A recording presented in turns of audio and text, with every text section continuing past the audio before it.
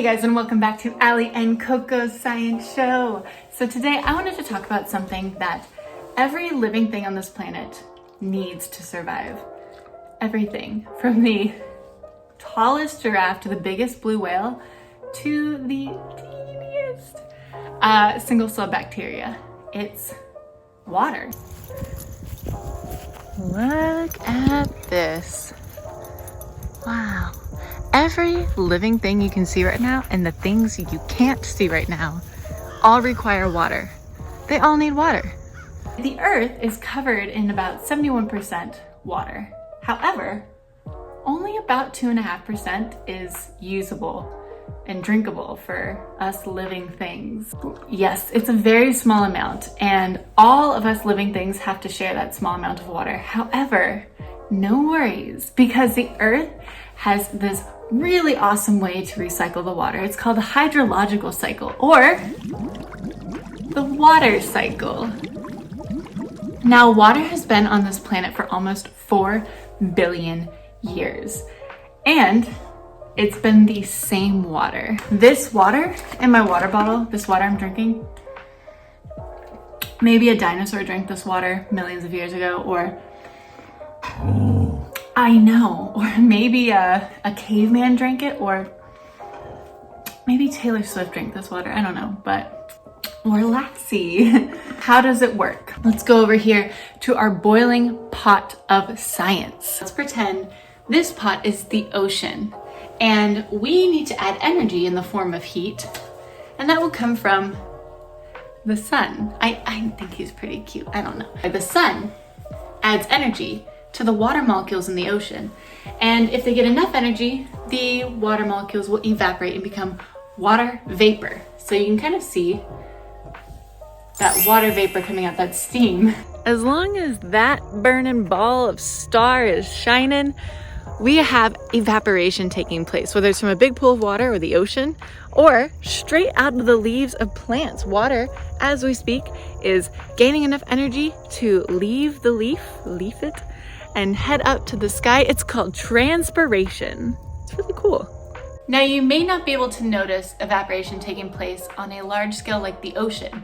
It's a little easier to see on our boiling pot of science, a smaller scale, or you can see evidence of evaporation taking place in your own backyard. So let's say you see a puddle in the morning on a walk, and then in the afternoon the puddle is gone.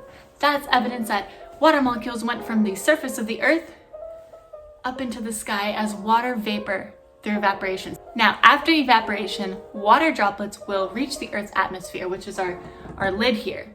The higher up these water molecules go into the atmosphere, the colder it gets. And as water vapor cools down, it undergoes condensation and forms tiny droplets of water. Now, when billions of water droplets condense and gather dust particles, they will actually create clouds. Yeah, or fog on the ground. Yeah. Yes, that's you. You might have seen condensation when you get a glass of cool ice water, or you take a shower and there's little droplets on the mirror, or when you go outside in the morning and there's dew all over the grass. That's condensation. Right, so water has undergone evaporation, condensation, created clouds.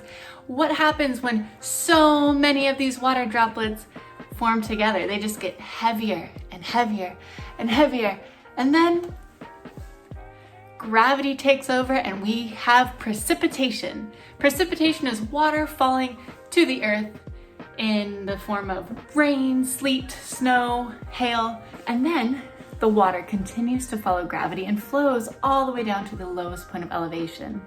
And the whole cycle starts all over again. Actually, no. The fun thing about clouds is they can move in the air. So as wind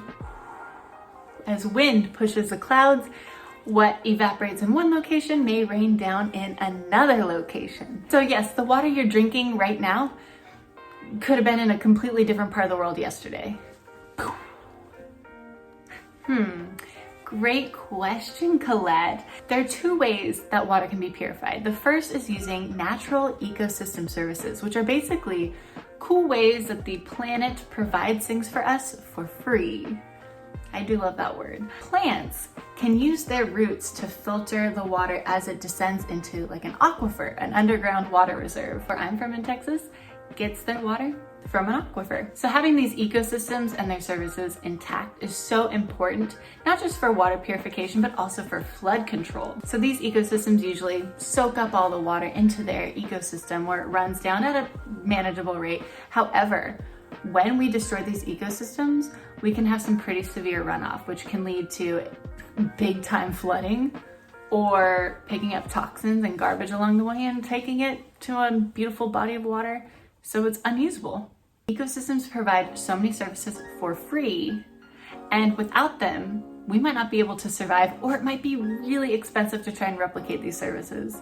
Conserving water is also so important for our growing populations. Of that 2.5% fresh water, over 68% of it is actually retained and frozen in ice caps and glaciers, so we can't even access them. That's why it's so important to have clean water and try and keep it as clean and fresh as possible.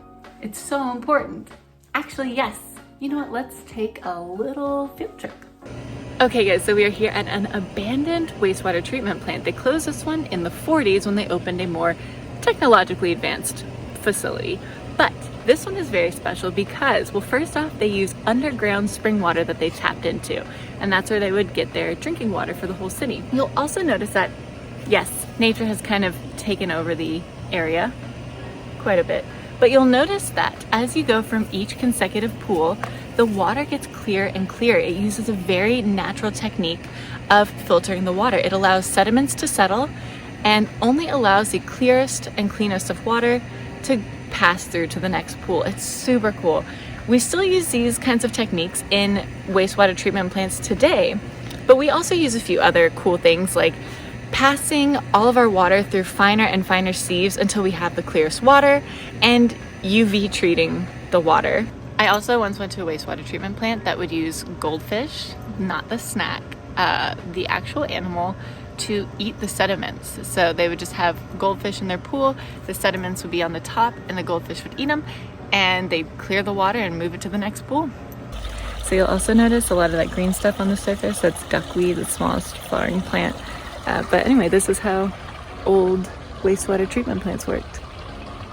The water cycle is such a cool, awesome way we get fresh water, and it's been going on for 4 billion years. We need to take care of our ecosystems and take care of our water so that we have water in the future to drink. For everyone and every little thing that we share this planet with. It shouldn't be too hard, right? So for the question of the week, I want to know, what is your favorite form of water? Now that can be lakes, rivers, ocean, pond, pool, and it can also be, you know, ice caps and glaciers, clouds, rain, anything you want. So what's your favorite form of water? Mine is personally clouds and rain. I love listening to the rain. I know you don't. Yes, puddles is a great form of water. So don't forget to comment down below what is your favorite form of water. And don't forget to thumbs up this video if you learned something new about the water cycle or you like cute puppies. And don't forget to hit that subscribe button and ring that notification bell so you guys can be notified when we put a new video out. And we will see you next time. Bye.